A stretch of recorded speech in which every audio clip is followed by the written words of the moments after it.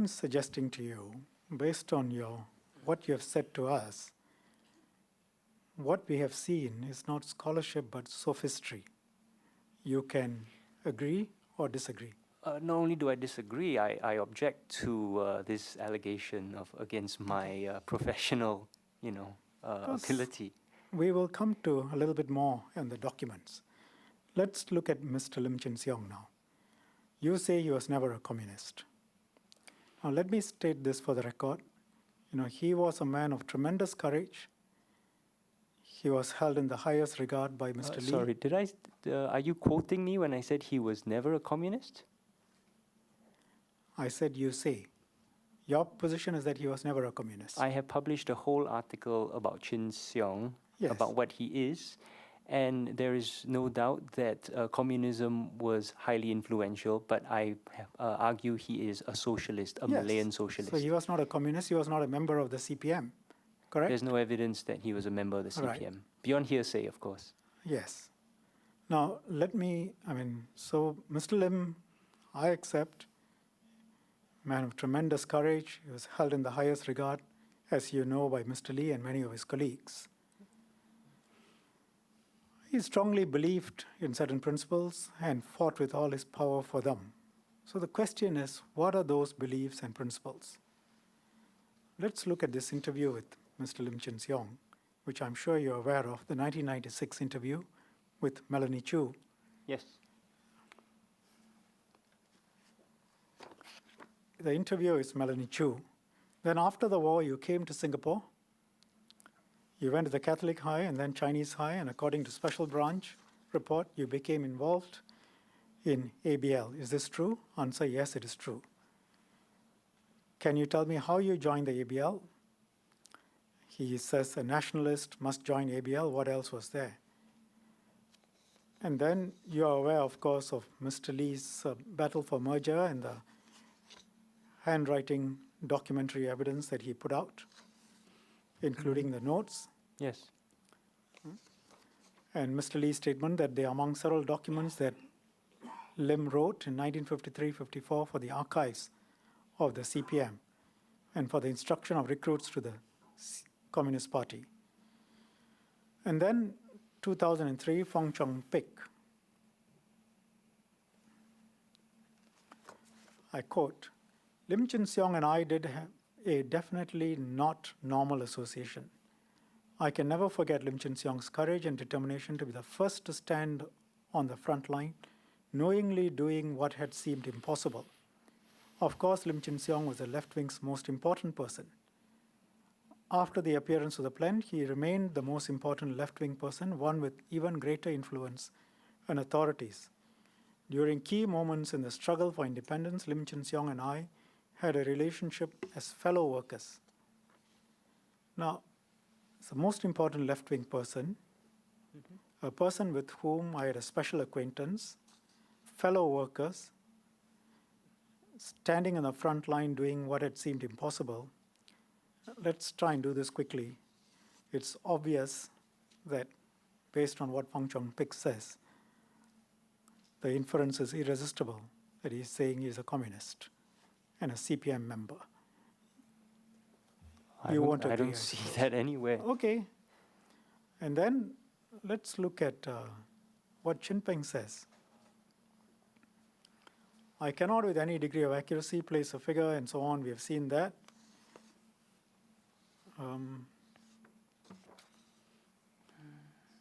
Sorry, I think I may have gotten the wrong reference.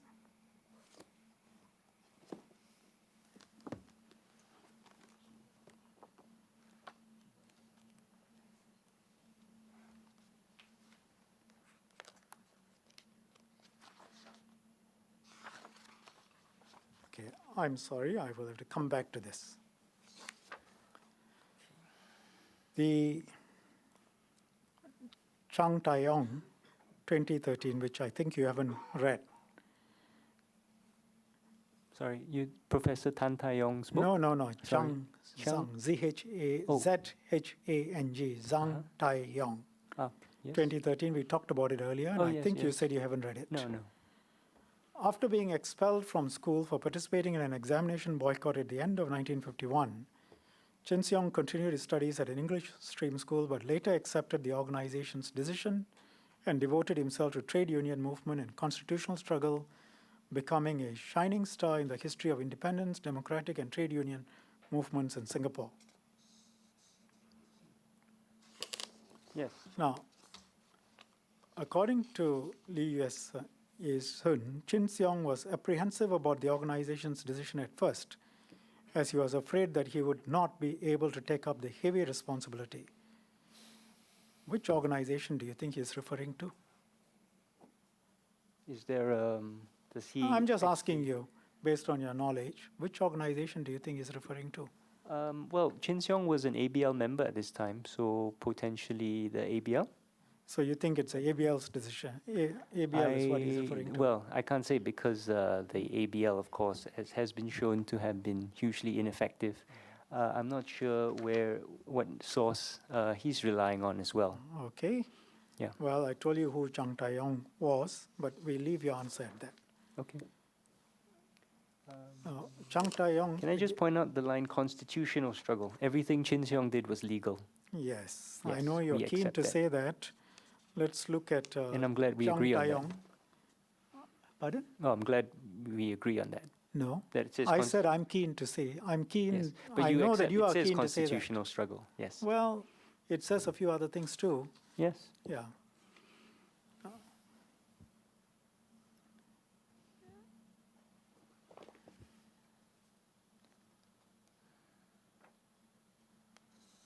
Let's look at Aloysius Chin, 1994. Sorry, 1994. Yes, Oh, that's, 1994. that precedes any of the declassified I know, British. but Okay. you have read it? I'm familiar. Yes. Yes. 1994. Lim Chin Seong's involvement in the CPM has also been confirmed by CPM leaders Siu Cheong and Ah Hoi.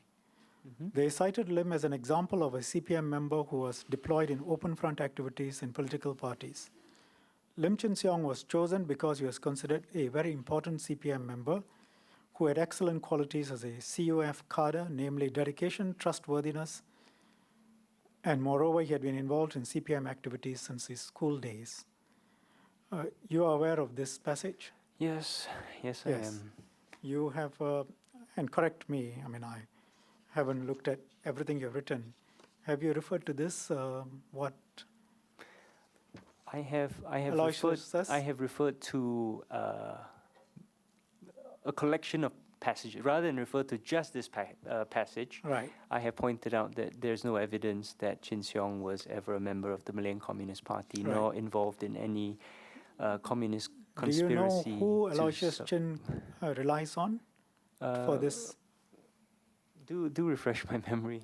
I don't see the citation here. Okay, he is referring to Sui Chong and Ah Hoi, who are senior CPM cadres. Is that relevant? Who are Sui Cheong and Ahoy? Well- Are they in the special branch ISD documents? Have you done any research on them? He can say their names, but they're people with many, many No, aliases. I've asked you a simple question. Have you done any research on Sui Chong and Ah Hoi? It's possible I have because they're aliases, right? They could be any one Have of you a come number to the of- conclusion that they are not telling the truth?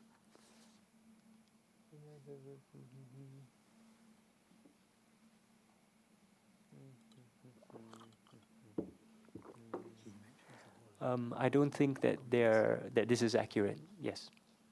No, the question I asked you is, have you done any research? It's possible that I have, yes. But Because you they're don't, aliases. you can't be sure. I can't be sure, yeah. You will let us know whether, after checking, whether you in fact did any research. Well, I have done research. No, on this On point, this point, yes, of course I have done research on this point. that Sui Chong and Ah Hoi, whether they're telling the truth. You have interrogated the passage, to use your phrase. I have, as I've said, I have interrogated whether Tjin Seong is or That isn't a wasn't the member of the question. Communist Party. Aloysius refers to specific names, and he says they are Yes. CPM cadres. May I see the citation? I'm just going to give you this, and then I leave it to you. Okay. Well, if there's no citation, I can't respond to it as a historian. I'm asking you what you have done and what you haven't done. You've said you've read this. Yes. Right. He refers to CPM leaders Siu Chong and Ahoy. I'm asking you whether you're, first of all, you're aware of this passage. Yes. The question is whether did you follow up and check on this further? There's no citation. It's not possible to follow up and Okay, check. so if the there's no answer is citation. I didn't do so because there was no citation. Is that correct? It's impossible to verify. Thank yes. you. Right. So do you cite this anywhere and say, well, you know, senior CPM leaders are said to have confirmed, but it's not possible to verify? Rather than explain why other people are wrong, I have spent my articles explaining no, my no, argument. it's not. You don't know whether they are right or wrong. You just can't verify. Yeah, we can't verify. Yes, okay. If Aloysius had spoken with them, and it's based on that if, then would that be relevant? I suppose if, again, we're going to ifs, I'd rather Right. go into what we have facts Yes. about, evidence. Right. Evidence. And it didn't strike you, okay, what is Aloysius' basis for saying this? He's referring to them as senior CPM cadres. Should I not go and try and find out a little bit more? It didn't strike you to do any of that. I have evidence from the CPM itself, right? These two possibly were part of that, could be anyone. Aliases make it very difficult to Right. trace. So you will let us know whether you actually interrogated this passage. I will, I'll let you Thank know. you. Thank you. Interrogated also in particular whether you did any research or work on checking up on why Aloysius refers to Siu Chong and Ahoy. Okay. Now, if you look at what Chin Seong says about, what Chin Ping says about Chin Seong, this was a passage that I was looking for just now, page 438, Yes. which We I'm have, sure you're aware of. For the record, I've been over why Jinping is not a reliable I understand. source. Yes. So I just want to get your answer. 438, the plebiscite was Lee's bid to legitimize his policy of joining Malaysia. The So we opposition, don't have this on the... Oh, thank you. there it is. The opposition Barisan Socialist Party stood firm against the idea. Contrary to the countless allegations made over the years by Singapore leaders, academics, and Western press, we never controlled the Barisan Socialists. We certainly influenced them. But neither Dr. Lee Siu Cho, the party chief, nor, as I understand it, other prominent opposition figures like Puducherry brothers, James and Dominic, had ever been CPM members. Nor had we ever been able to control them. Unquestionably, we tried as we did with many other aspiring politicians of the time. Do you think it is significant that he doesn't mention Mr. Lim Chin Siong? I'm just asking you a question. If you think it is not significant, we can leave it and move Mr. on. Lim Chin Siong was the Secretary General of the Barisan Socialists. Right. He correct? mentions Yes. so many other people. He doesn't mention Lim Chin Siong. And he He says we mentions never Lee Siu Cho. controlled He mentions James and Dominic Puducherry. He doesn't mention Lee Kuan Yew. He Yes. doesn't mention Lee Kuan any Yew of us. wasn't in the Barisan Socialist, and he mentions Lee Kuan Yew elsewhere as to what deal he did. I'm simply asking you whether I'm you sorry, think it this is. is grasping at straws. The fact that he doesn't mention Lim Dr. Chin Thum, I Siong. don't need your characterization. Please. You've been characterizing my I'm asking you a my question. statements.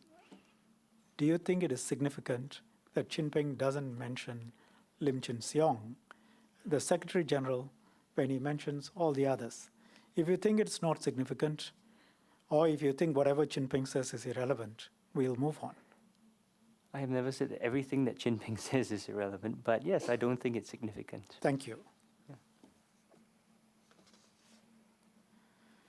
Let's come to the CPM and Barisan Socialists. Let's look at what he said to Harold Crouch in an interview, Chin Ping. I think at least the first part you will agree Crouch asks, what sort of relationship did the people who became the Barisan Socialists in Singapore have with the people in southern Thailand at that time? Had there been any contact at all? And Chin Peng answers, I think among them there were some communists and there were some non-communists. You agree with that? Oh, I'm sorry, you're asking me, do I Yes. agree with there were some Do communists? you agree with Sure, that? sure, there are some communists, some Thank you. non-communists, yeah. Now, next question, how about the formation of the Barisan Socialists? Who initiated it? Sorry, are you asking me or are you reading? I'm actually reading, I'm moving on to a different document, Chen Chen, Chasing Dreams on the Wave's Crest. And this was a question. Can I just point out, in the previous document, there was a definitive question about whether Chin Seong had contact with the party. Sure, you can go back to the previous document.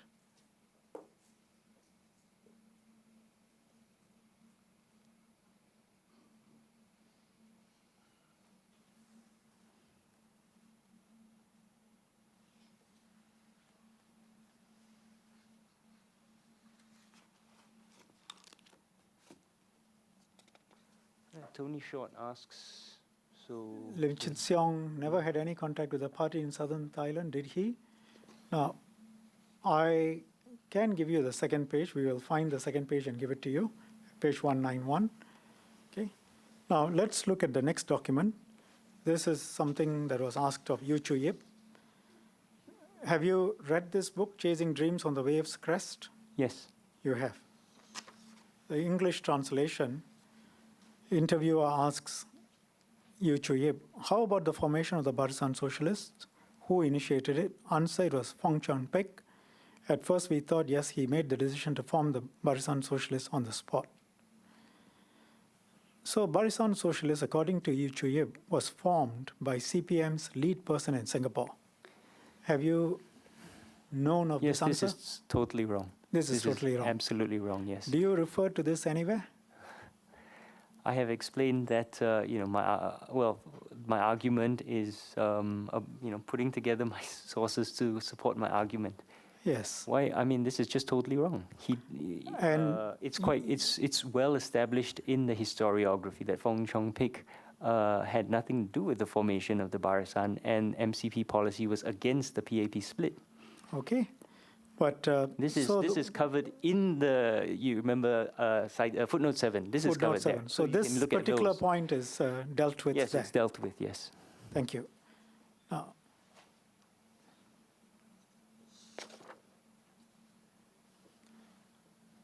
you are aware that at least 15 former Barisan leaders and activists are known to have lived in the CPM's peace villages, correct?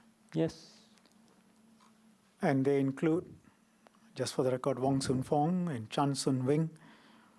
Both were PAP assemblymen elected in 1959, who then left the PAP in 61 to join the Barisan Socialists, correct?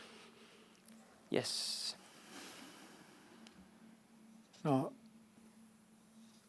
since we are speaking about Mr. Lim, I've made clear what our position is, but I think we should remind you that both Mr. Lee and more recently in 2015, DPM Teo, as well as our ambassador to Australia, in his response to an Australian publication, have said quite clearly that it was a struggle between people on both sides of the ideological divide who were prepared to die for their cause.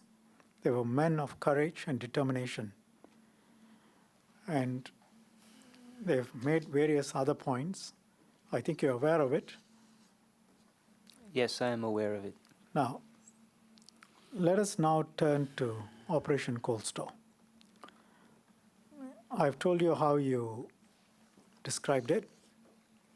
Let's look at the evidence.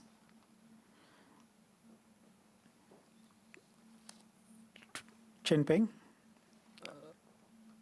May I suggest the best evidence is the Special Branch Archive rather than Chin Peng, who was very, very far away from Singapore at this point in time? Well, you can suggest, but I will ask you the question. Okay, well, and you can for answer. the record, then I'll just say that. Right. Leave it there. And let's look at the evidence that Chin Ping puts forward. Page 439, February 2, 1963. Confident in the consolidation of his power base and with Malaysia barely 7 months away, Lee lowered the boom on CPM. In a pre-dawn thrust, he launched Operation Coldstore, which saw a combined force of local Malayan police conduct an island-wide roundup of alleged communist activists.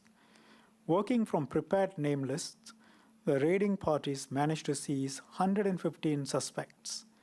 The Singapore crackdown we had been expecting for almost 4 years had in fact only materialized after strong pressure on Lee from both Tunku and the British. Our deliberations with Yu Chuyip 2 years earlier had correctly forecast the event, but had failed to visualize putting in place any form of effective countermeasures. My plea to prepare for the worst had been to no avail. Operation Coldstore shattered our underground network throughout the island. Those who escaped the police went into hiding. Many fled to Indonesia. I suggest to you this is one of the most direct and relevant pieces of evidence one can get, and you can agree or disagree. No, I disagree. The special branch document, special branch conducted the arrest. Their documents. So what Chin Ping says is false. What Chin Ping says is from his perspective. Yes, and it is false. No, it's from his perspective. Okay, what he says is untrue, factually. Factually, okay. Just this part, Operation Coldstore shattered our underground network throughout the island. That is untrue. Oh, it's quite possible that Operation Coldstore shattered what remaining MCP network remained in Singapore. That's quite possible. So what he says that it could is be true. But of course, he doesn't know, right? He's very far away. I'm asking you what he says. Operation Coldstore shattered our underground network throughout the island. Is that true or is that not true? Special branch interrogations of the detainees of Operation Coldstore found no evidence of any underground communist and therefore, network. your view is that this is not true? Yeah. Thank you. Yes, I mean, yes. Any evidence, any reason why you think Chin Ping, as the Secretary General, would be engaging in such untruths? Same reason anyone writes their memoirs, right? They want to put forward, as he calls it, it's my side of history. So this may be something he genuinely believes, right? And he, in writing, this is what the early 90s, at that disconnect, he may genuinely believe that that's what happened. But the documents by Special Branch on the ground justifying why Coldstore happened show no evidence, and the interrogations of the detainees that followed after detentions also found no evidence of any coherent communist conspiracy to subvert the government of Singapore. Have you explained anywhere, including your PhD thesis, why this statement should be disregarded? I have explained, I've made my case based on the documents, the British Special Branch. That's not the question. The question is, have you explained why this statement by Chin Ping should be given no value or weight? No. You didn't see the need to? No. Thank you. Let us now look at the British archives. You have repeatedly referred to them. Does this include the Special Branch documents? I will show you the documents that I want to refer to. Okay. First, let's look at 22 September 1959, the note from D.S. Humphreys, tab 34.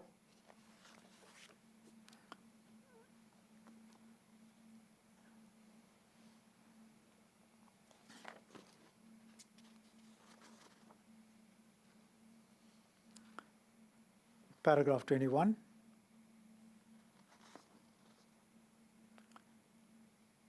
The party is illegal and is organized on a cell basis. The Singapore organization is believed to embrace over 400 persons. There are in addition several thousand sympathizers and communist-inclined members of front organizations. It is, however, impossible to estimate its real strength. For tactical reasons, the Communist Party is in favor of legal activity through the extreme left-wing of the PAP led by Lim Chin Siong, who is almost certainly a secret party member. Would you say this document is relevant? Yes, and I have interrogated this document and many documents like this to explain. May I explain? Do you say that anywhere in any of your publications? I'm sure I have cited many documents, because this No. sort of paragraph is all over the place, this kind of, so maybe No. not this specific document, but other documents which express the same sentiments let's just have stick been to cited this. and discussed. Whether you have interrogated this particular document, this particular paragraph 21, and set out your viewpoints in any of your publications. This particular document? Yes. You do realize there are thousands of documents, right? I do realize. I'm And asking so about I've this used particular others. document. So not this particular document. No, I don't. If you give me the file, could you give me the file number and I can look it up? But I am not. Off the top of my head, I don't think this particular document. But you'll have to give me the file number. It starts with CO1030 probably. CO103/656. 1030656. Thank you. I'll check. Paragraph 21.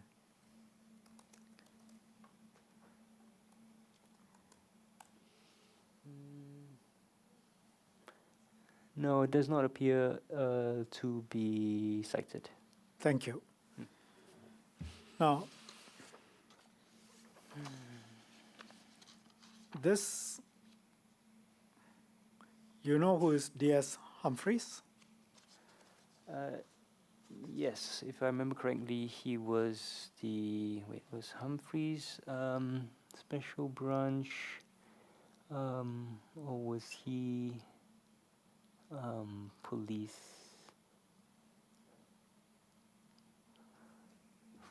Maybe you could. Sorry, it's been a long day. Maybe I you just could want to refresh my ask you, memory. If you don't know, it doesn't matter.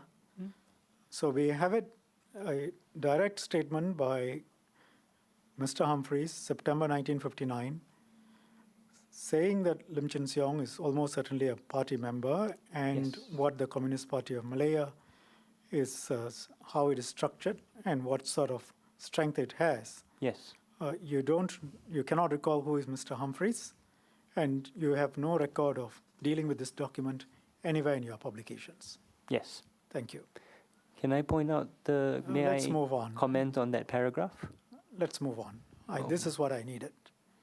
Now, 1962, telegram number 582 from Lord Selkirk to the Secretary of State for the Colonies.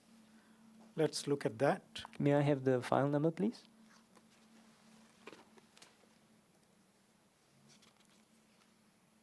It's a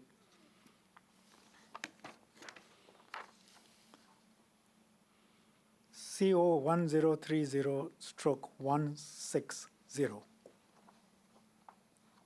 160? Oh, Yes. Thank you. Now, Yes.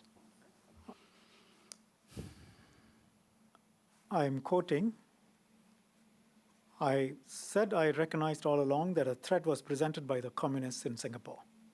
Para 5. I had not, however, previously, and this is December 1962, 14 December 1962. I think you mean 1160, not 160. You're right, 1160. Right. Thank you. Para 5, I said I had recognized all along that a threat was presented by the communists in Singapore. I had not, however, previously been convinced that a large number of arrests were necessary to counter this threat. Recently, however, new evidence has been produced about the extent of the communist control of the Barisan Socialists, and also there had been indications that the communists might resort to violence if the opportunity occurred. Recent statements by the Barisan Socialists and Parti Rakyat supporting the revolt in Brunei confirmed this. Accordingly, Her Majesty's government was prepared to see action taken in Singapore, provided it was made clear publicly that all three governments accepted joint responsibility, and the action was taken very quickly. Now, let's look at paragraph 9.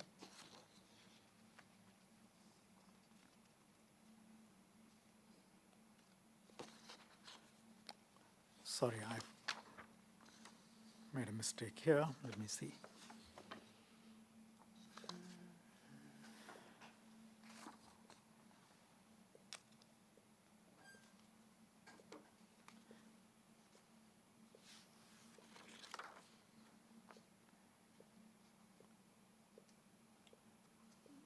if you look at paragraph 2A, he then sets out the factors in favor.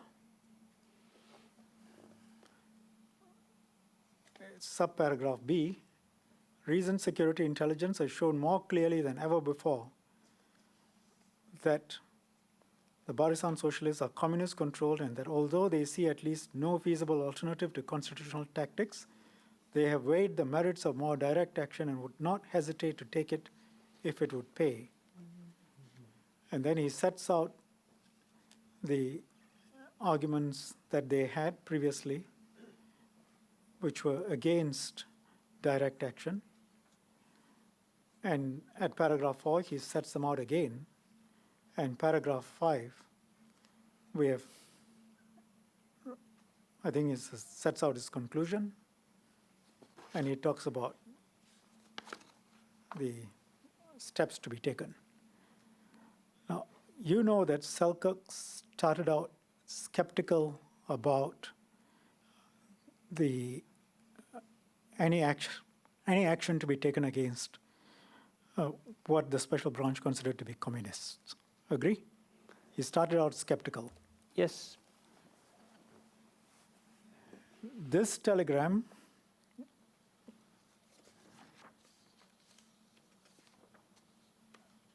taken on the face of it suggests that now he was convinced that they needed to be arrested. Correct? On the face of it, it does suggest that. I Thank do you. interrogate this document if you would give me the chance to explain it. Well, I think what we need to do is to move on. And Whoa, come on. You've asked me to interrogate so many documents. This is a document I have actually interrogated, and I explain, in great detail in my Yes, work the but- issues with this document, and now we're not going Dr. to address Thum, it at we all. will address it, but in a while.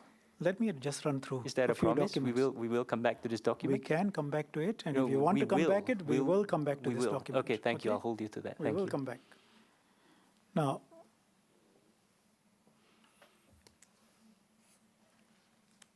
let's look at, which I'm sure you have interrogated as well.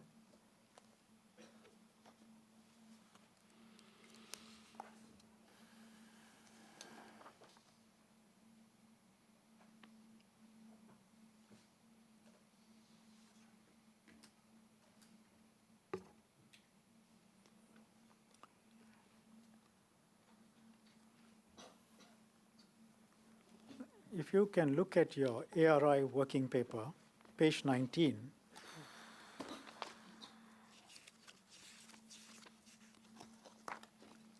see the third and fourth paragraphs.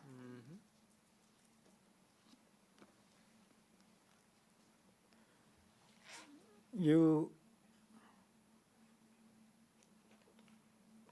suggest that the main reason for the arrest cited by Selkirk was to give to the Federation the arrest they so badly wanted, correct? Yes. And in that context, you refer to two documents. Yes. They are in footnotes 124 and 125. And you say at page 18, if you look at page 18, you look at the sentence to which you give footnote 124. 135, sorry, not 125. 124 and 125. Look at page 18. Oh, sorry. Faced with this scenario, Barisan members were deeply frustrated. I'm talking about the text. The very last paragraph at page 18. Sorry. I thought you were referring to you said the arrest they so badly craved, right, earlier? That's on page 19. I've moved on from there. Oh, okay. And I'm referring to two other documents. So now you're going back to page 18. I'm reading to you your last paragraph. Faced with this scenario, Barisan members were deeply frustrated. They had adhered to constitutional methods, believing that, as in Kenya and Nyasaland, the British would not hesitate to use violent suppression in Singapore as long as the law remained on the books. But even if the ISC was abolished, the referendum demonstrated that constitutional processes could be manipulated. And then you say that, hostile progressive forces could, hostile forces, which are hostile to progressive forces, could counter that. And then Lim Chin Siong saying that they must carry on with the constitutional struggle. He urged them to Yes. continue peaceful And, long-term constitutional struggle, you- and the party agreed that the only option was to keep Yes. using peaceful constitutional processes with the aim of winning elections to the federal parliament and building a multiracial progressive coalition. Yes. Now, that's what you say.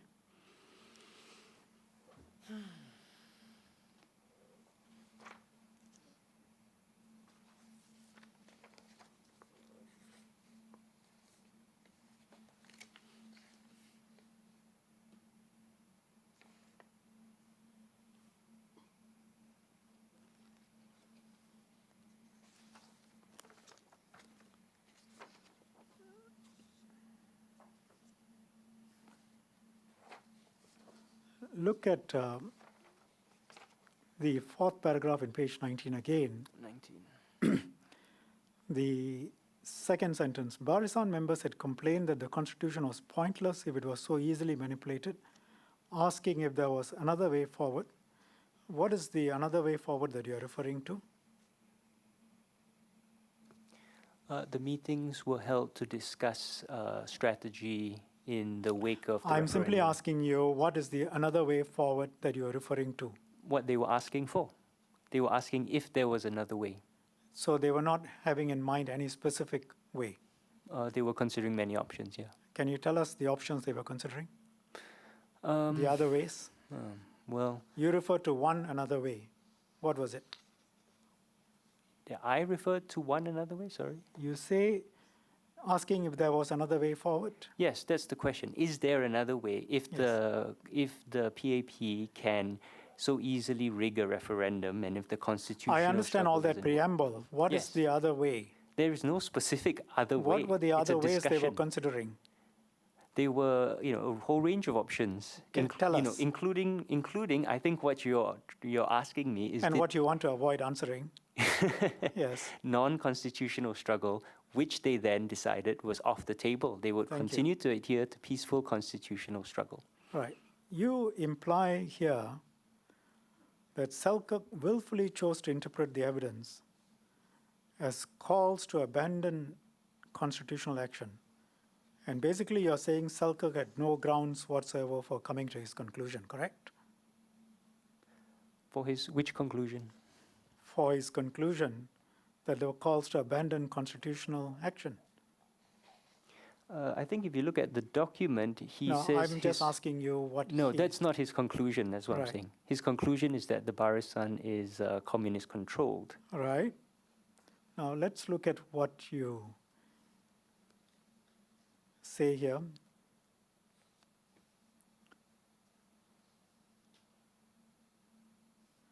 In 6 lines, Selkirk added that the reason intelligence demonstrated communist control of the Barisan and that Lim had never explicitly ruled out violent action.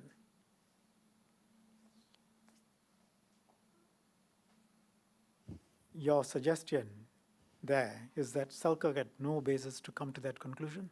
That the Barisan was communist controlled, No. and that that's what I said. His recent intelligence demonstrated communist control of the Barisan. Yes, I argue that he has no way to make that link. And secondly, he had no basis to conclude that they might go into violent action. Lim never explicitly ruled out violent action. That's what I wrote there. I'm asking you what you're saying about Selkirk. So Yes. your point is, Selkirk says Lim never explicitly ruled out violent action, and reason intelligence demonstrated communist control of the Barisan. So you accept that Lim never explicitly ruled out violent action, but you say Selkirk was wrong, that reason intelligence demonstrated communist control of the Barisan.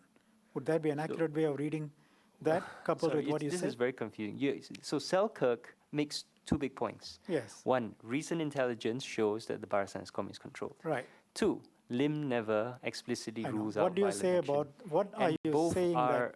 So what I'm saying is that the evidence for these 2 points are accounts of 2 post-referendum Barisan meetings. I understand. Yes.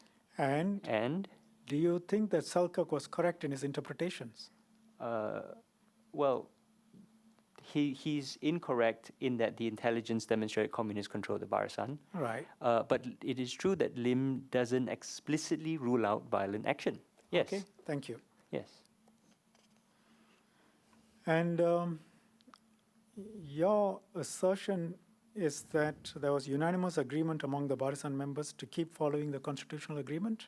Well, that's because these are accounts of meetings. That's what was reflected in the account. Okay. Yeah. Let's look at the documents.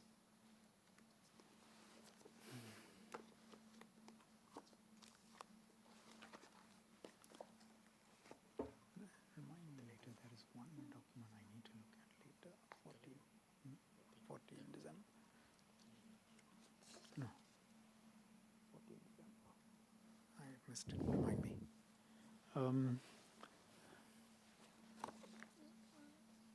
Yeah, date. You have referred to these notes. This is meeting at Barisan Socialist Headquarters, 23rd of September 1962. Let's look at paragraph 1 first. The meeting was arranged by members of the organizing subcommittee to interpret and discuss new lines of policy and tactics laid down by the Secretary General, Lim Chin Siong, in his speech at the Barisan Socialists. Okay, so that's the purpose of the meeting. Para 2. At the meeting, which lasted for most of the day, source reports that Chok Ka Tong, the party CEC, presided. He had recently taken over the effective control of the organizing subcommittee of the party from Fong Si Suan, who now spends more time in the direction of activities in the trade union field. Fong Si Suan, however, still retains the post of the secretary of this subcommittee and is still responsible for the overall control. Okay, so that's paragraph 2. And then over the page, paragraph 3, the theme chosen for the discussion was the first of 3 main principles laid down by Lim Chin Siong. Quote, so long as the conditions for peaceful constitutional methods of struggle remain available to us, we will persist in the peaceful constitutional method of struggle. Lim Chin Siong had said it in his speech, and they were considering it at this meeting. Para 4, Chok opened the discussion by reviewing the history of the struggle in Malaya and elsewhere and said that along the road of fighting for national liberation, the people of our country in different circumstances have produced different forms of struggle. He cited the armed struggle against the Japanese during the war and against the ruling classes afterwards. There he is referring to the period of the emergency, correct? Yes. The armed struggle afterwards. Yep. Thank you. More recently, the constitutional struggle was being waged against a reactionary clique in the Federation capital who were utilizing all sorts of ordinances to suppress the people's demands. Now we go to para 6. Tan Hee Kim then spoke. One of his main points was that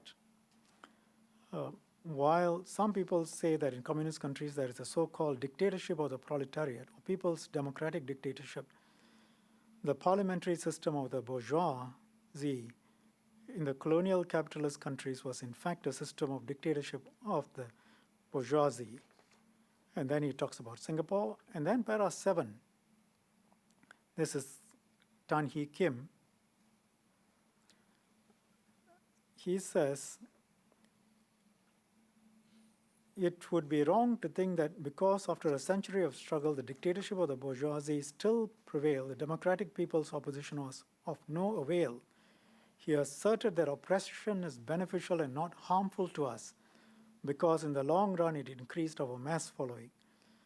Outwardly, it might appear that they had been suppressed, but each time they suffered a setback, the tide of their struggle would flow again in ever greater strength. Constitutional opposition enabled them to expose the ruling class and its system, train our masses and our cadres, and educate and organize and unite the people. The political consciousness of the masses and the organization would thereby strengthen so that when the stage of struggle arrives, these masses will serve our purpose. Doesn't this suggest that the constitutional struggle was a means to an end? You use the constitutional means to expose their limitations, raise political consciousness in order for the eventual stage of struggle. Agree? So sorry, what was that question again? You're saying the constitutional struggle is a means to an end? Yes. Yeah, the struggle is anti-colonial. It's a means to get rid of the British. I didn't say colonial or anti-colonial. Right. So please listen to the question. Yes. They will use constitutional means as a means to an end. They will expose the limitations of the reactionaries. They will raise political consciousness through this constitutional struggle and until they reach the next stage of the struggle. Agree? That's what you are saying. Yeah. I'm not sure what your point is, but that seems to be what it's saying, yes. Thank you. Paragraph 8.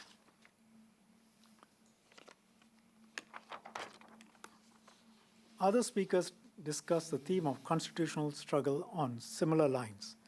One suggested that class contradictions in a colonial country would reach an explosive stage one day.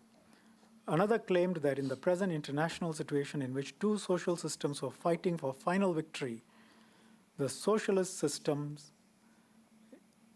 is on our side. There were 7 socialist countries in Europe today, while in Asia, China was a major power as well as a socialist country which could deal a blow at or act as a curb upon the USA.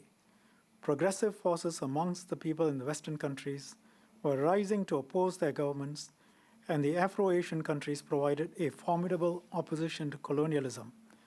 Their victory would help our cause. Now that's the background, but the model that they seem to be looking at are China and 7 socialist countries in Europe, correct? And Afro-Asian countries. Yes. Yeah. Can you Former tell us colonies which are the or- 7 socialist countries in Europe they were looking at? No. Thank you. Paragraph 9. The speaker warned that constitutional methods of struggle would not necessarily ensure victory in the long run, as was shown by the experience of other countries which had won their independence from the Western powers by these means. And then he refers to India. In different circumstances, other countries such as the USSR, China, North Korea, North Vietnam, and Cuba had adopted the method of armed struggle or armed revolution. The USSR could not have used the peaceful constitutional method of struggle at the time of revolution because she was surrounded by capitalist countries. Present international situation, however, was different because there now existed a bulwark of countries safeguarding world peace which provided conditions for a peaceful constitutional struggle. So it's contrasting with the USSR and saying there is a system in place and there are some conditions for peaceful constitutional struggle. Then paragraph 11. Neo's conclusion was that it would not be possible to make a final decision as to whether the revolution must be brought about by armed or constitutional struggle, since different methods were appropriate to different environments, but in Singapore today, the constitutional method should be maintained. Good leftist organization of the masses might, however, provide a different situation after another 5 years.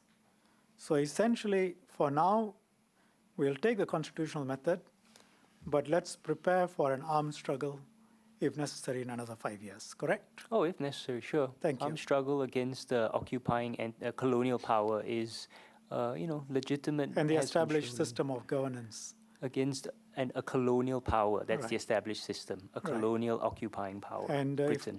Malaysia came about, will there be a colonial power? If Malaysia came about, would there be a Yes. colonial power? Yes. It depends on the structure of Malaysia, right? The Is Malaysia Singapore that was occupied proposed. by the Malaysia that was proposed? Well, I think there were colonial aspects to it. Singapore was underrepresented, and that's what the Barisan argued. They were underrepresented. So we will they were take that yeah, as your yeah, views. Okay.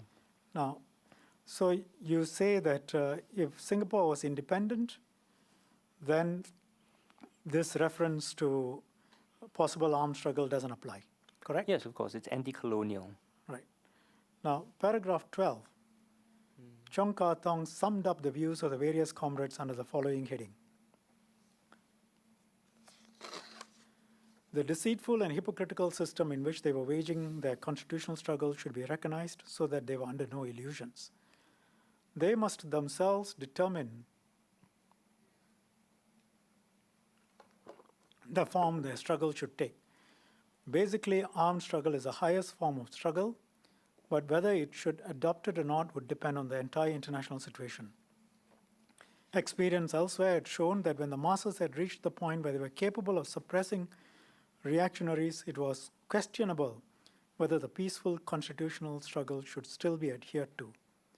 So in summary, you say carry on with the constitutional struggle, but when the masses were capable of overthrowing the reactionaries, then can go on to the armed struggle, correct? If armed struggle is necessary, yeah. Paragraph Against a 13. colonial power. Now, did they say it's against the colonial power there? Well, the struggle is an anti-colonial struggle. No, That's what I the mean, struggle is there anything here which says it's anti-colonial? Much earlier on in the document, they talked about anti-colonialism and freedom, so it's safe to assume they're talking about anti-colonialism. Isn't it safe to assume that they're talking about taking over power in the way communists will understand? Well, they're not communists. There's no connection that's here. your There's no point. no I'm mention of putting- communism here, right? I'm- Which is my point about Selkirk. Selkirk says it shows they're communist controlled. The word communist doesn't even appear. I Dr. think. Thum, Yes. communism and communist appears all over this building, all over this document. Mhm. If you look at USSR, China, North Korea, North Vietnam, Cuba, those were the models they were looking at. And At they're one also stage. looking at socialist countries in Europe and Afro-Asia. So I and all asked of you which Afro-Asia. socialist countries, Mhm. and you say you don't know, I don't know. right? Isn't it clear that they were referring to those which were part of the Soviet bloc? Possibly. Are And there they're any also others? referring to Afro-Asia. Were there any other socialist countries in Europe other than those in 1961, other than those in the Soviet bloc? Depends how you define socialism, but based on my understanding of your question, no. And therefore, clearly, all the examples that you see they refer to are what we would understand as communist countries, right? Afro-Asia? Leave out Afro-Asia for the time but being. there's the Afro-Asia is in there as well. Europe, We can't Europe just and selectively leave China, out Europe and Asia, they are all communist countries. Europe and Asia. China, North China, Korea, North Vietnam. Korea, North Vietnam. Yeah, sure. Thank you. Now, doesn't that make it quite clear that they are talking about, regardless of whether there is a colonial power or not, in 5 years after we have worked with the masses, we use them and we use armed struggle if necessary to take over power. Yes? No, it's about winning independence, the anti-colonial struggle. Right. Now, let's define it, keep it to anti-colonial struggle for the time being. Let's look at paragraph 13. Experience elsewhere showed that there was no country in the world which had attained a thorough success in revolution through constitutional processes, and that throughout Southeast Asia, including Malaya, the ruling classes would not lightly hand over political power to the leftists. What do you think that means? Well, exactly what it says. The ruling classes would not likely hand over political power to the leftists. Yes. Yes. So even if the country is independent, Well, they do not believe that the ruling classes will hand over power to the leftists, correct? the ruling classes refer to the colonial classes in this case. This is 1962. And this is 1962. And it goes on to say, nevertheless, everyone disliked bloodshed and the use of arms. Doesn't it And the question of whether say, it be necessary since we're arguing to this, resort to them would not depend on the people, but on the reactionary government of the bourgeoisie, which is their position that if the colonial government used force of arms against them, they must pick up force of arms they must pick up arms to resist the colonial government and win independence. let me remind you of a few things. Go back to paragraph 6.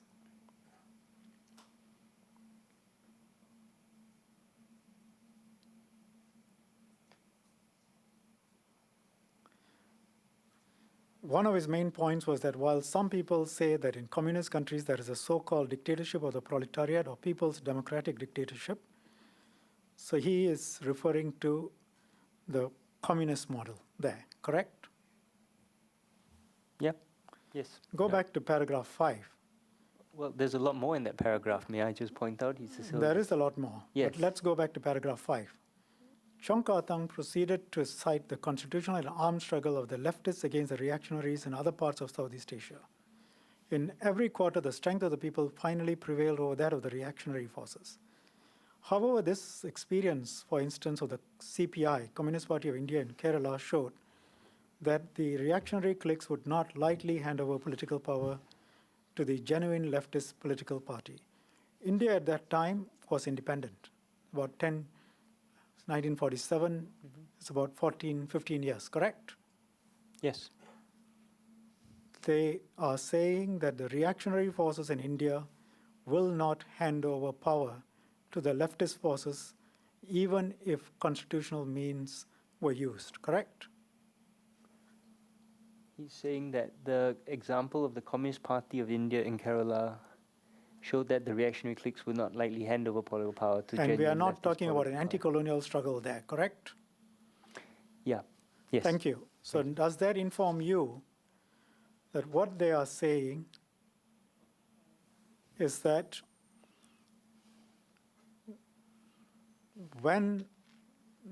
even if the colonials leave, they will leave behind structures and reactionaries who will not lightly hand over power to the leftist forces, correct?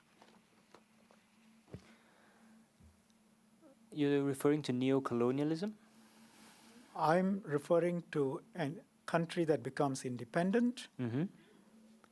and I'm referring to, for example, by reference to what they are saying, the analogy of India. And in fact, he expressly says from the analogy, he drew the lesson for their own genuine leftist political party in Singapore. That's in paragraph 5. Their point is, even if Singapore were to become independent, and there's no more anti-colonial struggle, the structures that will be left behind will be reactionary, and these reactionary structures will never hand over power willingly to the left. And that is the lesson for Singapore. Agree? It is entirely possible. Thank you. The point I made with this document was A, that there is no evidence of communist control, and B, that they do agree at the end to continue following peaceful constitutional We will struggle. come to all of that. But the Yes. point is, now by reference, Your argument was not used by special branch to justify Coldstore, if that's what I'm you're wondering. not, I'm just referring to what you have said. No, you're referring to what he has said. No, I'm referring to what you have said, and I'm taking you through the document which you have relied upon Yes, yes, and putting it to you. yes. Now,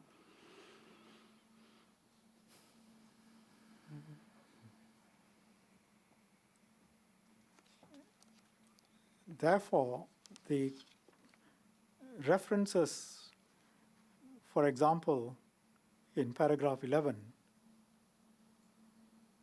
in the context of everything else that has been said, is not restricted to an anti-colonial struggle, but even if Singapore became independent, good leftist organization or the masses might, however, provide for a different situation, including an armed struggle, because these people who take over from the colonials, even in an independent situation, will probably not give us power. That's clear, based on what I've taken you through. Agree? I have not addressed that in my work, but sure, it's thank you. hypothetically. Well, I'm not talking Possible. about hypothetical. I'm talking about what they are saying. You're trying to read very much into what they're saying. I don't No, know you whether read your an anti-colonial interpretation is struggle correct. into what they are saying, and I'm Yes. pointing out to you, reading it on the face of it, the reference to Kerala is very important. Mhm. The reference to colonial masters leaving behind structures which and reactionaries in power Yes. who will prevent Mhm. leftists from taking over. That means in a situation where the country becomes independent, you Right, will still and, not and get not democratic. Because Well- if you look at paragraph 5, he does point out that, constitutional processes. If we can go back to paragraph 5, for example, Yes. they do make reference to manipulation of constitutional processes Yes. by the PAP. Right. So for Yes. those reasons, even if it's fairly obvious, even if there was a independence, they go on with the constitutional processes for a few years and then be prepared to move into armed struggle if necessary. I mean, that's obvious. I wouldn't say that's obvious. It is a possibility. Right. But my argument, as I've said before, is that this document does not demonstrate communist control of the Barisan, and it shows We that they will agreed come to to peaceful that, constitutional so we struggle. don't need to deal with the issues that I haven't yet asked. Now, would you say, since they talk in positive terms as a possible model, USSR, China, North Korea, North Vietnam, and Cuba, and obviously the 7 socialist countries in the Soviet bloc, And Afro-Asia. would you say they are the models of democracy that you were talking about just now? They are independent countries. Yeah, I didn't ask that, because you said, well, the PAP was using all sorts of means, but would you not see that they were referring to countries which were communist dictatorships as a Yes. possible model? Yes, yes, Thank you. yes.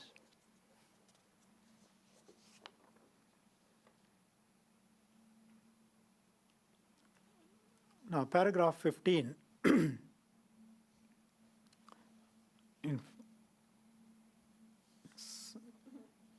Sorry, paragraph 13, I'm sorry, I missed it. Experience, nice. Yeah. Experience elsewhere showed that there was no country in the world which had attained a thorough success in revolution through constitutional processes, and that throughout Southeast Asia, including Malaya, the ruling classes would not likely hand over political power to the leftists. Nevertheless, everyone disliked bloodshed, and the use of arms and question of whether it would be necessary to resort to them would depend not on the people, but on the reactionary government of the bourgeoisie. Today, Lee Kuan Yew still had no army under his command. If one day he would replace the constitutional form of struggle with a military dictatorship, so that there would be no need for him to resort to deceit and intimidation anymore. The people themselves, however, detested armed struggle and would only resort to it if compelled to do so. And then, para 14, another speaker said, in the present circumstances in Malaya, they were expanding the struggle through peaceful and constitutional means to obtain political power, but anyhow, armed struggle must be used to bring about a complete revolution. So again, what they are saying is, this speaker was saying, you look at the experience throughout Southeast Asia, including Malaya, the ruling classes would not lightly hand over political power to the leftists. Statement number one. Statement number two, therefore, armed struggle must be used to bring about a complete revolution. That was the view of one speaker, reading 13 and 14 together. Would you agree? I'm sorry, what was the question? Okay. The point being made in paragraphs 13 and 14 is that the ruling classes will not lightly give up power, hand over political power to the leftists, even if the country becomes independent, because they are referring to all of Southeast Asia. And in the present circumstances in Malaya, they were extending the struggle through peaceful and constitutional means to obtain political power, but armed struggle must be used to bring about a complete revolution. So regardless of, even if a country becomes independent, that particular speaker thought that armed struggle was necessary to bring about complete revolution. Yes? Yes. Thank you. Now, paragraph 15. Finally, another speaker defined the task of our revolution as consisting of two stages. First, to eliminate colonialism entirely, and the second, to overthrow the semi-feudal society and establish a socialist system. To achieve this aim, the two methods of armed and constitutional struggle were available, and no matter which was chosen, it could not be used alone. Armed struggle would always have to be coordinated with a constitutional method. The bourgeoisie and the petty bourgeoisie would need to be united with the worker and peasant classes.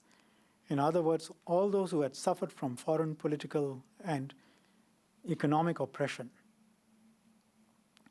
Now, what was clear from this speaker is that first stage, there are two stages to this revolution. First stage is the constitutional means. And I rephrase it. The first stage was to eliminate colonialism entirely. And the second stage was to overthrow the semi-feudal society and establish a socialist system. And an armed struggle has to be used to bring that about. Right? Yes. Thank you. In fact, therefore, the consensus here was that an armed struggle was likely to be necessary based on your own answers. Agree? But for now, they would adhere to peaceful and constitutional methods. We accept For the that. first Yes. stage, and then they will take to the armed struggle to complete the revolution. That's what you just agreed to. It seems likely that an armed struggle is possible. Yes. I wouldn't say that this is any sort of definitive planning meeting for them to assume armed struggle. But given the history of anti-colonialism at that point in time, especially Vietnam, Indonesia, the overthrow of colonialism had necessitated Dr. armed Thum, struggle. that wasn't the question I asked. The question I asked was there was consensus that there will be resort to armed struggle to complete the revolution. If necessary, yes. Yes. Yes. And if you look at page 19 of the ARI paper,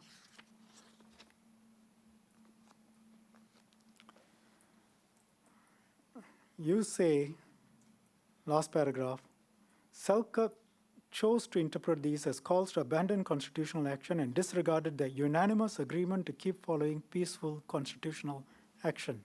Yes. Was there unanimous agreement to keep following peaceful constitutional action? There was in... in this document. This document? Yeah. I feel that they've all agreed. The first stage, peaceful What have they constitution. agreed? We have just constitutional agreed, the two of action. us, Yes. It's one of the few points of agreement today that they said they will start with a constitutional struggle Yes. and then they will complete the revolution through armed struggle. Well, one guy said that. Others Well, talked about two different guys. examples. Yes.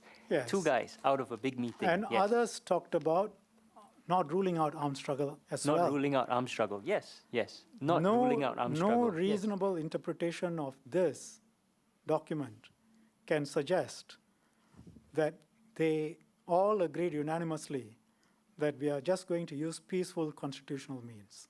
Agree?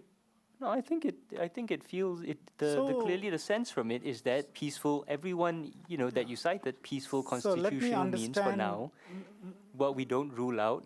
Let me understand the way you read documents.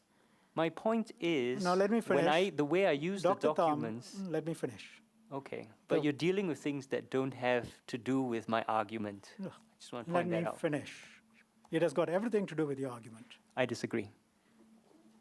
The way, if a document says we will first, for the time being, use constitutional means, we will get into power, and then we will achieve the fully socialist system through an armed struggle. No, not when we get into power, right? They said that if armed struggle is necessary for us to achieve socialism, then we would pick up Or arms. rather, the first stage is It's to not- once eliminate they get into colonialism, power, yeah, eliminate colonialism, eliminate and colonialism. second, overthrow the semi-feudal society and establish a socialist system. And to do that, Yes, those were the we same. will use both methods. Yes, those objectives to overthrow colonialism and achieve socialism were also the stated objectives of the People's The Action Party. document says that, Yes, and you say the document says they all unanimously agreed on a peaceful constitutional struggle. what I wrote was that there was a unanimous agreement to keep following peaceful constitutional action, which is Why my didn't you assessment. mention that they also said that they will resort to armed struggle if necessary? Because they haven't resorted to armed struggle. I can say many things, but if I don't break the law, right? If I now, think, well, maybe in a year's time, if necessary, I will steal a loaf of bread to keep Right. myself fed. So You don't arrest me for that. if they right? say My they are point is going that to, Selkirk says that they are communist controlled, and there's nowhere in this document that says they are communist controlled, right? I never We'll come argued to that they Selkirk are in a not minute. communist. I never argued we will that come to, communism doesn't exist. We will come Selkirk to says they're Selkirk. communist Can you please controlled. stop?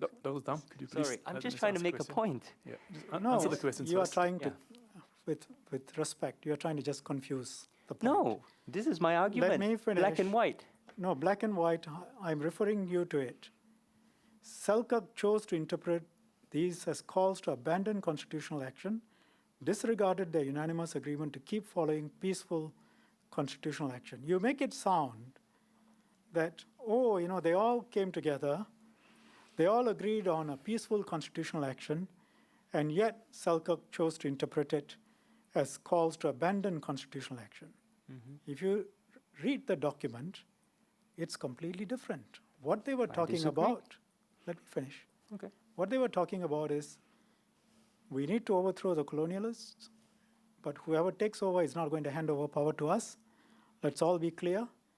And we will need to engage in armed struggle. And so we keep both options open. And in Yes. fact, both will have to be used. Both options open, yes. And both will have to be used. Some people do say that, yes. Yes. Yes. How can you conclude from that there was unanimous agreement that peaceful methods only will be used?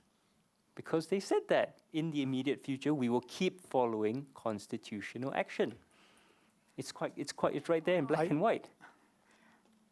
In the future, if they break the I law, see- then I you see- arrest them for it. I right? see how you use documents. May I and refer how you to interpret the it. minutes of the committee of selection that picked this committee, right? It only says the following people were selected for the committee. It doesn't then include a lot of other discussion around who was picked. Do we then assume that it was unanimous based on the minutes? I mean, minutes are one version, and this is a report by a mole. I think, So my I point. don't know what you're now saying. I think you're thrashing around a little bit. No. This document may not Yes. be reliable. It's only the minutes. No. That's not what I'm saying. That's That not is what I'm exactly saying. what you just said. No, I disagree. Now, let's just look at what you say and what Selkirk was saying.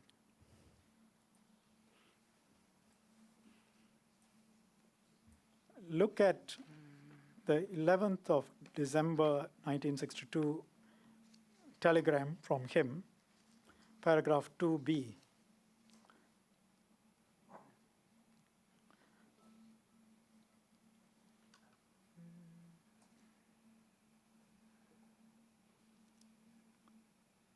This is step 37. Paragraph 2b. Recent security intelligence has shown more clearly than ever before that Barisan socialists are communist controlled, and that although they see at least no feasible alternative to constitutional tactics, they have weighed the merits of more direct action and would not hesitate to take it if it would pay. Let's deal with the second point.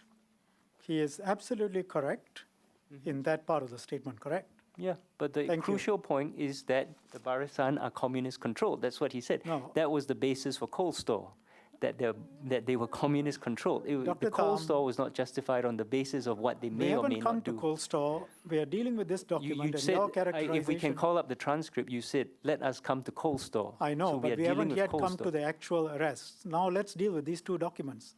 They are the precursors. Let's go back to paragraph 19. You are talking about Selkirk. You say the evidence which Selkirk cited was accounts of two post-referendum Barisan meetings. Yes. Barisan members had complained that the constitution was pointless if it was so easily manipulated, and asking if there was another way forward. Most people will interpret that as armed struggle. That is an option, yes. You say that Barisan members had raised the question.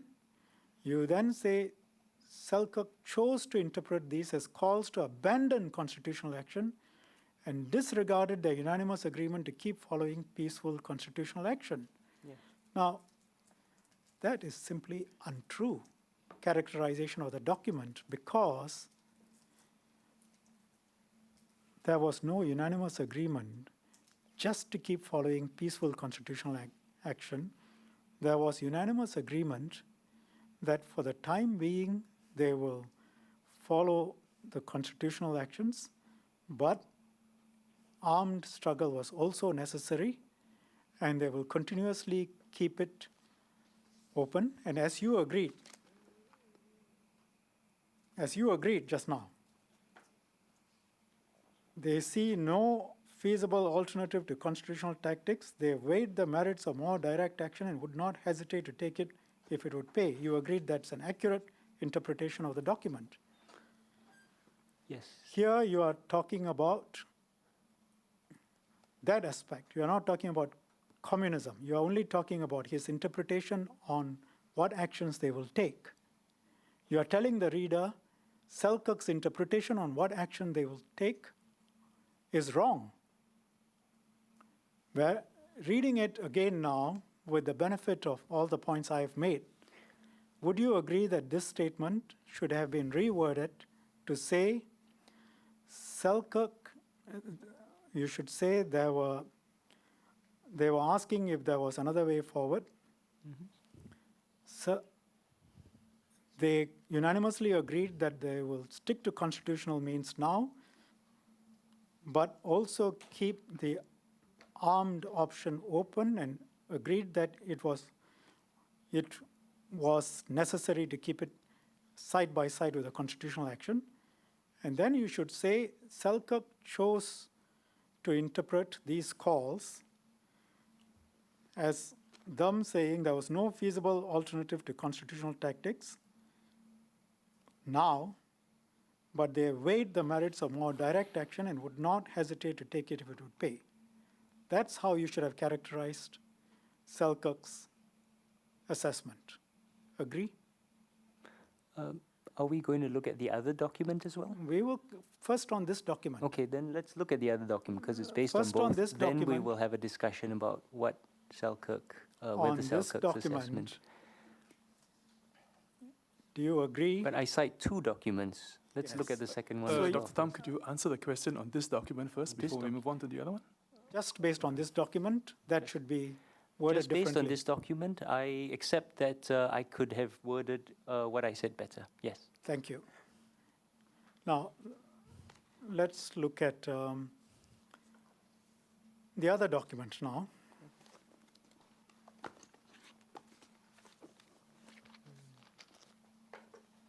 Because these are all central to your arguments.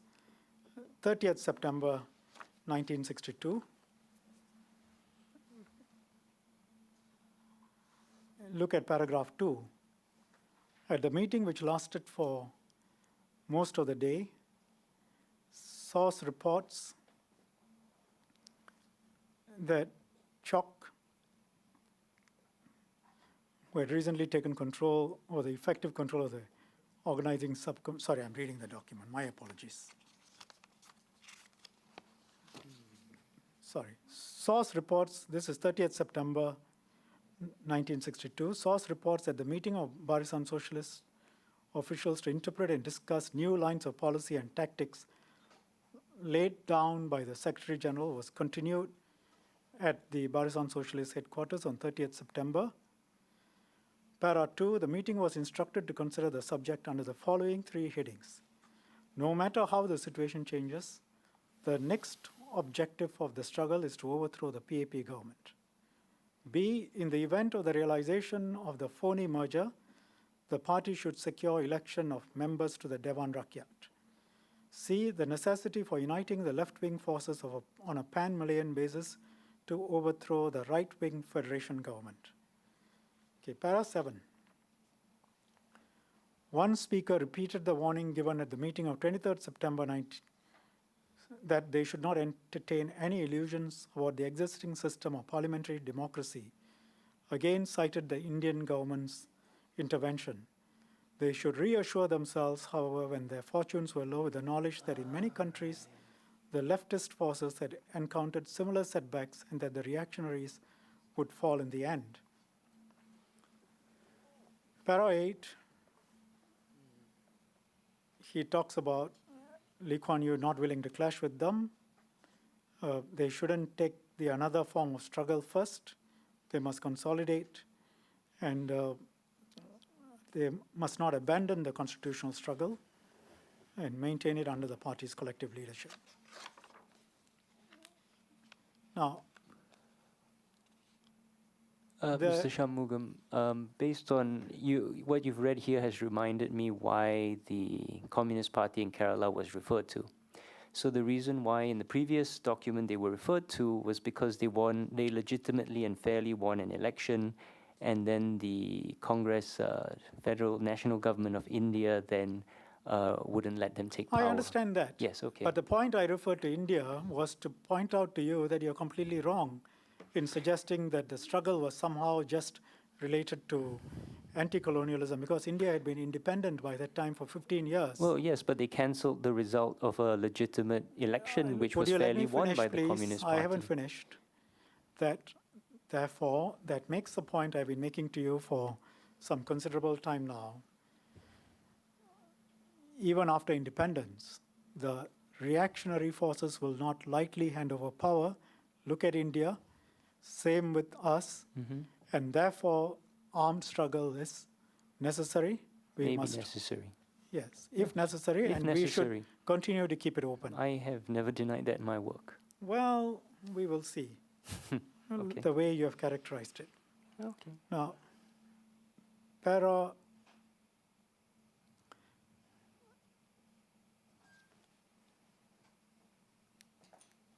the paragraph 8 makes it clear that their adherence to constitutional struggle was conditional as long as it were available to them, correct? It was conditional in that sense. Yes, of course, yes. Right. If it's taken No. away, they can't follow it. Now, let's look at some communist theory. Mr. Shanmugam, may I interject and point out this discussion we're having is already established. There have been historians arguing these exact points. And so I have already debated these, and I can summarize this argument if you want. And it's a difference of subjective interpretation. I would like to just go through, and I ask you to bear with me. Okay. Lenin's theory is dictatorship is rule based directly upon force and unrestricted by any laws.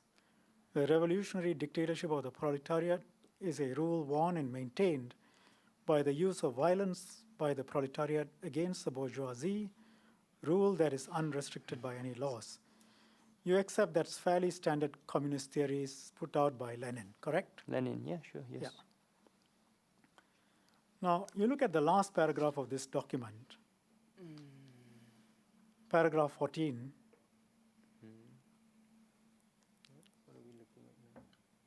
Just read that paragraph to yourself, the last paragraph, para 13. Sorry, 14.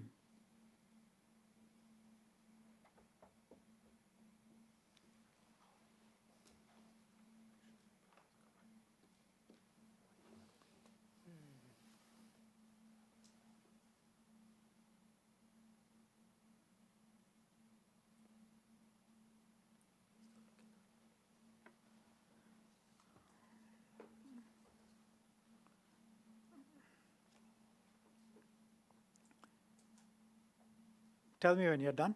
I think you would have done by now. Yes. Yes. Chok Ka Tong says he was referring to a transitional phase where the bourgeoisie will be allowed to exist, correct? Yeah. Yes. Final phase, they won't be allowed to exist, correct? Because this is a transitional phase. Yes. Yeah, that's good. So that fits in with the theory on the dictatorship of the proletariat, where the bourgeoisie will cease to exist, correct? It aligns with it, yes. In a sense, that's perfect when communism reaches its perfect position, correct? And there will be I'm no not an elections. expert on communism. If you're saying that, I have no I think reason. as a historian, you know enough to know that communism, the final stage, it's perfection and there are no elections, correct? Perfection, sorry? Well, okay, let me leave out the word perfect. The ultimate society that communism aims for is dictatorship of the proletariat without any elections, correct? I can't comment You can't on that. answer. Look, I'm On a not an fairly expert basic point on communism. Okay, Yeah. now let me show you a statement by Yong Kuo, who's the Deputy Secretary General of the CPM. This appears in Aloysius Chin, Communist Party of Malaya, page 72. I think I will have to read it out to you, okay? In the months before the Baling peace talks held in December 1955, Yong Kuo, the Deputy Secretary General of the CPM, wrote several appreciations on the correct tactics to be adopted by the party in the changed political circumstances in the then Federation of Malaya. One of them clearly showed that it was the intention of the CPM to trick the Alliance Party into the temporary pact. He wrote, meaning Yong Kuo, undoubtedly our tactics today are to join with the Tunku in a common effort to get rid of the colonial rule of the British imperialist. After there is a state of peace, we can then immediately win over more support of the broad masses of the people and to take a step further by overthrowing the Tunku's bourgeoisie dictatorship and changing it into a joint dictatorship of all races and state. In this, Yong Kuo was following the technique adopted by Lenin, who stated, communists must be able to agree to sacrifices, even if need be to resort to all sorts of stratagems, maneuvers, illegal methods, evasions, and subterfuges in order to achieve their end. If the party had been accorded legal status, it would not have given up the illegal and subversive methods. The essence of communist strategy is deception and preparedness to resort to violence when necessary and such a strategy demands the adoption of secret and illegal methods, even when the party has legal status. Yong Kuo may be quoted again, "We are no believers in legality and are certainly not content with open and legal struggle. Our aim is to cover up and support an illegal struggle by means of an open legal activities. Open and legal activities are used to create the conditions in preparation for a struggle to overthrow the enemy with illegal revolutionary methods." Are you aware of this document? Yong Kuo's Yes, document? Yong Kuo, You yes. are. That's classic communist theory, correct? Yes. Thank you. Well, I think just now you were saying you are not aware. Now, of Yong Kuo? No, I'm no, aware of Yong about Kuo. classic communist theory. You have agreed with me about this transitional phase leading to the final phase that's referred to, which pretty much is a summing up of the second document. Can I suggest to you now, going back again to your ARI document, the point stands, now that you've seen all of this, there's nothing in the second document that in any way suggests there was unanimous agreement to give up armed struggle. Well, can we go back to the second document? We've just gone through the second document. No, we went through 2 paragraphs of it. Okay, please go through. Tell me what suggests that there was unanimous agreement to give up armed struggle in the future and No, just to- stick to constitutional struggle. Not, does it say, did I write give up armed struggle? Well, I wrote keep to, wait, where is it? you want to go through the half an hour again that we had on paragraph 4 at page 19. I'm quite happy to do that. Okay. But I think the conclusion of that discussion, long and tortuous discussion, Keep following peaceful constitutional action. well, I would include something like as long as it was available or possible, yes. I accepted that perhaps I could have rephrased this better. even But with, fundamentally, I think my point stands that they were going to keep following So, peaceful constitutional we don't need to action. read all the other paragraphs of the second document. Even with the second document, what Selkirk had said in his telegram was the correct interpretation, which is that, The Barisan were communist controlled is wrong. no, I didn't say that. Please don't interrupt. Although they see no feasible alternative to constitutional tactics, they weighed the merits of more direct action and would not hesitate to take it if it would pay, is the correct interpretation of both documents put together. Yes. Yes. Communist control So is your wrong. earlier suggestion that somehow the second document qualifies the first document is inaccurate. I And didn't when it suggest comes to that. page 19, I just asked if we could look at both documents since I cited both of them. I don't want to waste time by referring to the Maybe transcript, we but could we scroll to the end? Is this the final paragraph of this document? I can't well, this remember. is the final paragraph that I have, Yes, so. and I as- assume it is a final As paragraph. far as I can tell, in all these paragraphs, everyone agrees to continue to follow peaceful constitutional action for the Time immediate being. future. And they recognize that there is going to be a transitional phase. And Yes, I accept down the road, armed struggle they never explicitly ruled out armed struggle. It's possible. Some people felt necessary, yes, and others less so. and the problem, But peaceful, Dr. Thum, keep following peaceful constitutional and struggle. I think you were good enough to agree. Looking at it again, page 19, the suggestion that he disregarded the unanimous agreement to keep following constitutional action. The way you have put it is misleading, and it should have been better phrased. And what Lord Selkirk said in his telegram on that second point is accurate. On the second point, yes. Thank you. Yes. Now you agree that in 1961, the CPM was completely controlled by China? Jinping says that. If he says that. So do I you have no- accept that? Jinping says that. So if he's the Secretary General of CPM, and north of the Causeway, I have not disputed. I don't work on that aspect of the CPM. Well, we are now talking about the CPM, which, where I think earlier in the discussions we agreed, as far as the CPM was concerned, Malaya and Peninsular Malaya and Singapore were one territory. And the CPM on both sides ultimately were controlled. There's one CPM, which deals with Peninsular Malaya and Singapore. Communist Party of Malaya, with different cadres. I mean, there's the Taiwanese government claims to govern all of China as well. We are not sure what your we are point not is. talking about the physical control yet. You were good enough to agree much earlier that for the CPM, they looked at Peninsular Malaya and Singapore together. Are you qualifying Yes, that? Peninsular Malaya includes Singapore, yes. Thank you. And the CPM was controlled by China according to Jinping as of 1961. Do you According to accept that? Jinping, yeah, if he says that, Thank you. sure. And you know that in 1961, there was a discussion I read to you. It was CPM was financed by China, and they agreed to resume armed struggle, correct? Yes, you've read that, yes? Yes. Yes.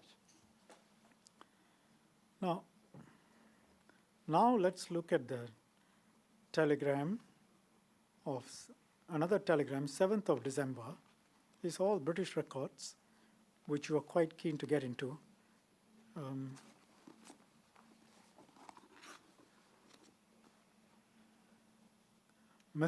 This is from Moore, Deputy UK High Commissioner to Ian Wallace. You have seen this document, right? Yes. Right. Now, let's go through this carefully.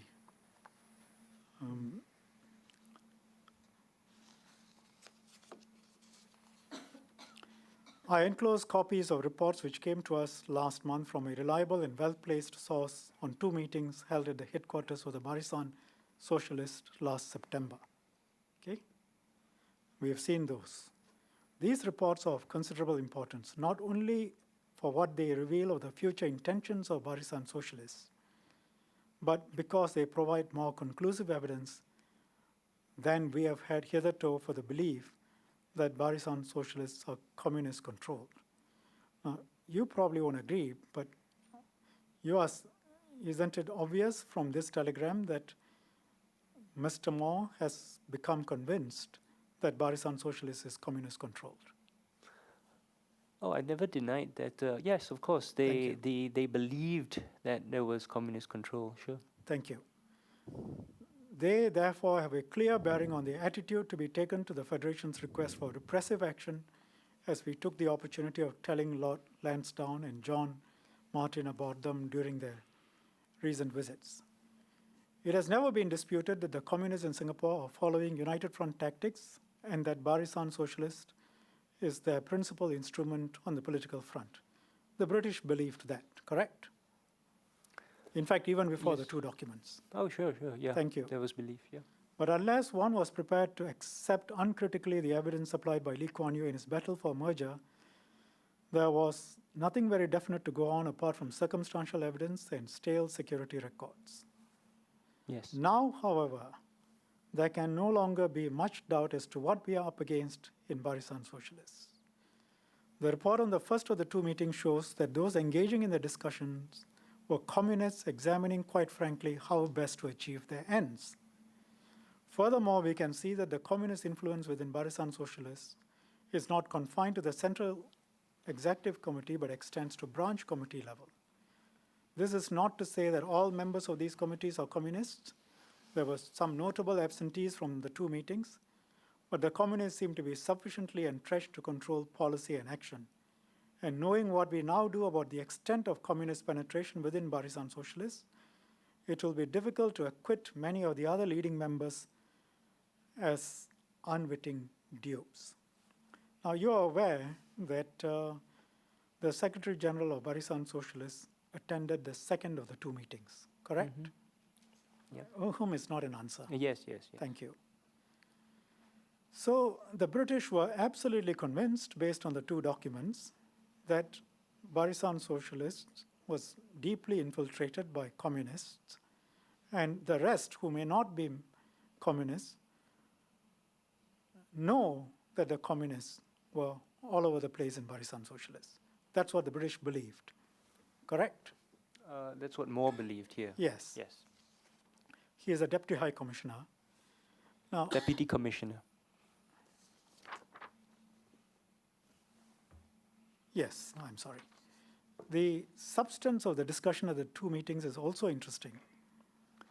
It is clear that although the communists and Barisan Socialists value the armed struggle highly in theory, they see no other practical cause for them at present but to pursue their aims by constitutional means. At the same time, they face realistically their difficulties in winning support amongst the Malays and English-educated classes and recognize that the reactionaries are unprincipled enough to intervene, if need be, to cancel any electoral victory they might win. They take comfort from the belief that in the long run, repression works to their advantage because it increases their mass following. Leaving out the reference to communists, the rest of the description is accurate of the two meetings, based on our discussion earlier. Leaving out the reference to the communists. Yes. Support from the. Yeah, it seems reasonable. Sure. Thank you. This new evidence will naturally be taken into account in the security assessment that is being prepared jointly by the Singapore and Federation special branches for consideration by the Internal Security Council. This assessment is taking a long time to come forward, mainly because the first drafts were on the wrong lines. So-and-so has now tried to ensure that we eventually get a sensible assessment paper by preparing a draft framework.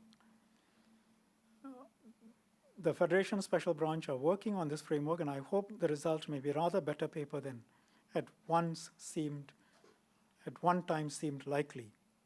So they weren't happy with the previous paper, but now with this new evidence, what Moore wanted was a paper that was professional and had a proper assessment, correct?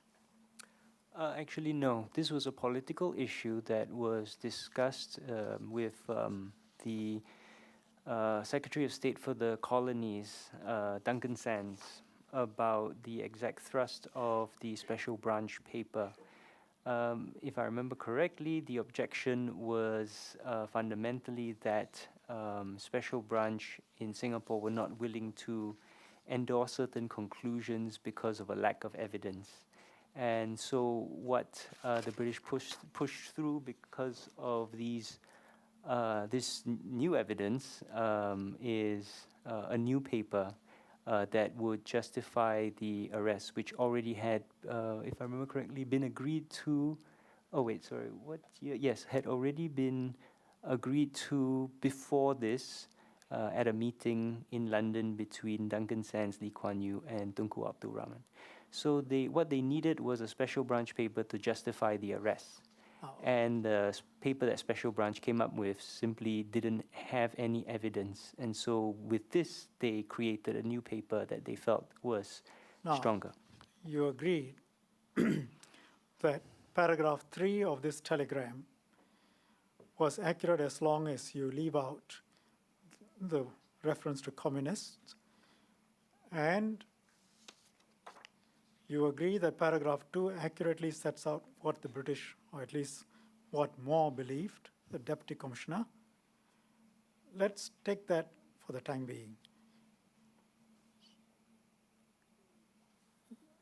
He says, now, however, in paragraph 2, there can no longer be much doubt as to what we are up against in Barisan Socialists. The report on the first of the two meetings shows that those engaging in the discussion were communists examining, quite frankly, how best to achieve their ends. Furthermore, we can see that the communist influence within Barisan Socialists is not confined to the CEC. I know you don't agree, but we are now looking at what the British believed. You agreed earlier that this is what they believed. So they believed that Barisan Socialist was deeply infiltrated by communists. It was not confined to the CEC, but extends to the branch level. They believed that it is a serious problem, and they believed that violence was not being ruled out. And they said, effectively, by implication, we were not prepared to accept whatever Lee Kuan Yew said in his battle for merger. But this new evidence shows us what is happening. Now, if they believed all of that, then the case for the security action is quite clear. Would you accept that? If they honestly believed all of that. First of all, Now, both please Selkirk answer my and- question. Well, I'm trying to answer your question. It's capable of a yes or no, followed by an explanation. Well, then I'll just say no and explain. Okay. So first of all, both Selkirk and Moore backtrack from this position. In later documents, they are much, much more circumspect about their assertions that there is communist control and about the necessity of arrests. Yes. Well, Dr. Thum, can I then say, as of the 7th of December, this represented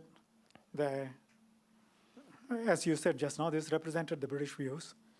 As of the 7th of December, subject to whatever retractions later on, based on this, they believed that a security action was necessary. And second of all, No, 7th of December. 7th of December. Yes. This reflected their position as of this document. Sorry, I had something else I wanted to mention, but Well, can you just been listen a to the question? long day. Sorry. Yes. As of the 7th of December, we have agreed that this is what they honestly believed, paragraph 2. And paragraph 3, you say, so apart from the word communist, the rest of what is set out is accurate reflection of the notes. Based on that, as of 7th of December, they were entitled to believe. They had an honest belief that security action was necessary. Yes?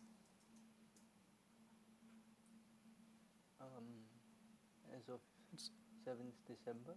Subject to whatever retractions they may have made later on. But they had already decided on security action before this point, right? I'm That was asking you, decided as of middle 7th the of year. December, they believed. The document needs to be understood in the context that security action had already been decided on, and they were looking for justification So- for the security action. Are you now changing your evidence to say this is not their honest assessment? Because earlier on, you were prepared to accept that this was their honest view. I would. How do I phrase this in a brief way that will satisfy you?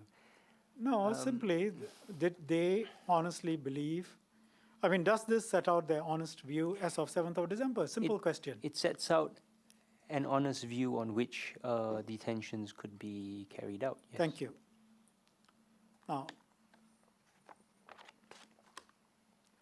Now, let's look at 14th December.